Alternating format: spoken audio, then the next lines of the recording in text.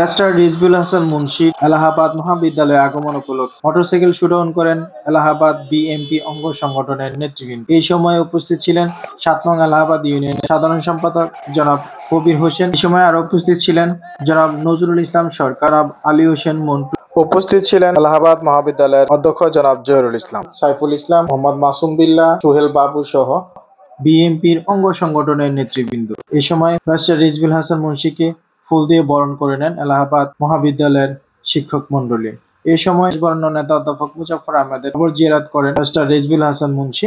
উক্ত অনুষ্ঠানে বক্তব্য রাখেন এলাহাবাদ মহাবিদ্যালয়ের অধ্যক্ষ জনাব জহিরুল ইসলাম। তিনি তার বক্তব্যে এলাহাবাদ কলেজের নতুন ভবনের কথা উল্লেখ করেন। এই সময় আরো বক্তব্য রাখেন এলাহাবাদ মহাবিদ্যালয়ের শিক্ষার্থী যে প্রতিষ্ঠা করেছেন অধ্যাপক মুজাফফর আহমদ সাহেবের মতো একজন দূরদর্শী ব্যক্তি, যিনি বিশ্বাস করতেন শিক্ষা সমাজ ও জাতিকে বদলে দিতে পারে।